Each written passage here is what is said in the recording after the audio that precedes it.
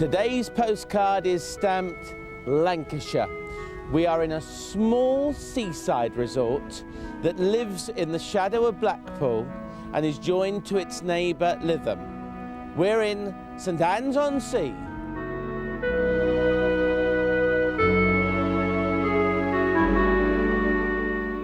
Now they are the sands of Lytham St Anne's. Actually, St Anne's-on-Sea. Did you know that St Anne's and Lytham are two separate places, as the mayor explains? Lytham St Anne's, I've lived here for a number of years now, and you know, outsiders always think that Lytham St Anne's has got a comma after the Lytham and it's one place. Now, you'd like to tell us differently, because I know it's different, yes, don't you? It is. It's two different towns. There's Lytham and St Anne's, and in between you get Fairhaven and Anstall.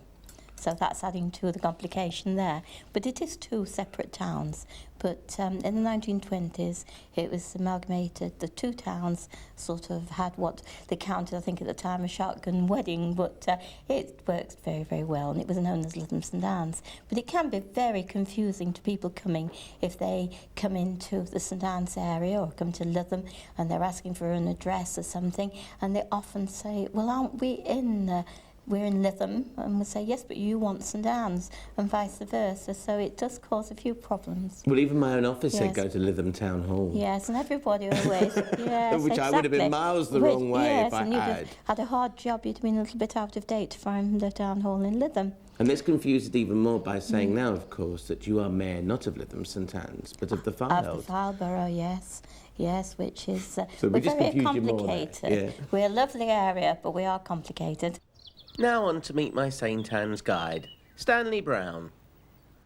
You've got Southport always looking like a mirage to me. Yes. Over there, Yes. because it doesn't look as though it's real, like No, it across a sandy desert, and you can see that sun coming off the Ribble estuary. Indeed. Down there. That way is Lytham, that way is the way to Blackpool, and we're now on St Anne's Pier, and I've always wondered, Stanley, why there's a bit at the end. When I walk my dogs on there, I see that little bit at the end, and I always wonder why. Well, that little bit at the end was the original jetty. And until some years ago, when there was a serious fire, when the Floral Hall and the theatre were burnt down, the pier continued right to the end of the jetty. Was there any big worthwhile attractions here on the pier? Very big attractions indeed. There was a resident orchestra in the 20s and 30s, a ladies' orchestra. Clarice Dunnington was the leader, and then later she was replaced by a mixed orchestra led by Lionel Johns, and this went on even post-war until, of course, the fire.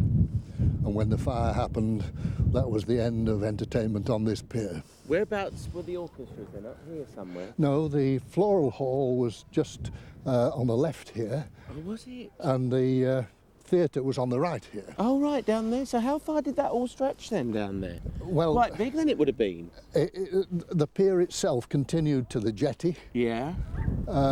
Steamers used to ply between here and Southport, here and Blackpool, here and North Wales. Yes, I did know. Indeed, yes. Yeah.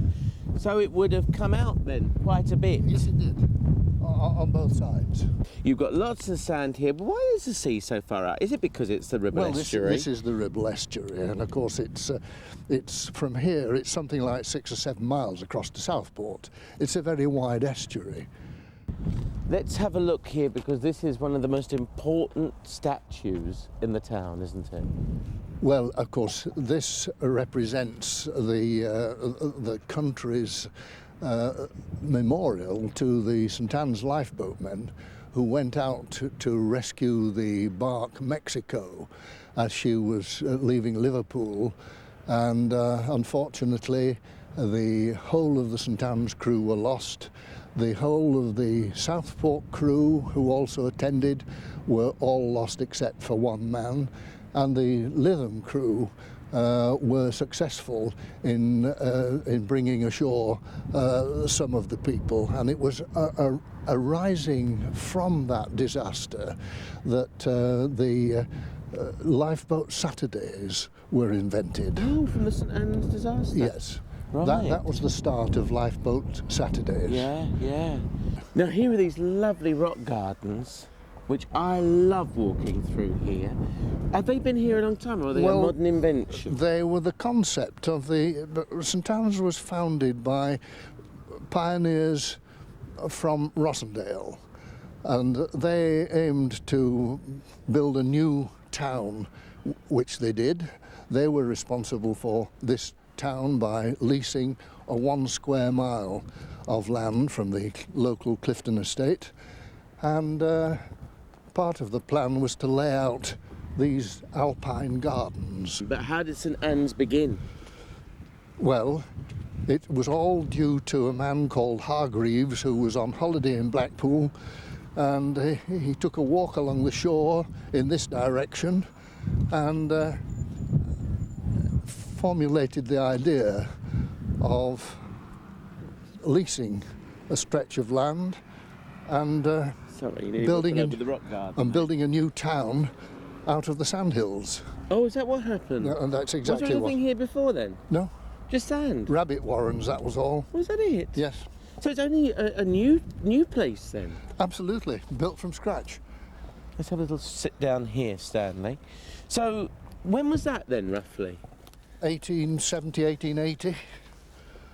Goodness me, so it's only just over 100 years old, St Anne's on That's Sea. right, that's right. And where did the name come from then? It came from the name of the parish church. Prior to the town being founded by the Rossendale people, Lady Eleanor Cecily Clifton, the wife of the squire from Lytham Hall, was anxious that the cottagers on the Fylde estate, on the Lytham estate, should not have to walk 3 or 4 miles every Sunday to St Cuthbert's Church at Lytham, and she founded a chapel of ease which she named after her Aunt Anne. Well, isn't that interesting? So it was from a church that the town was born, and through the enterprise of a man from Blackpool who came down here to found a new resort. Yes, that's right. So this is like one of the first new towns. Indeed.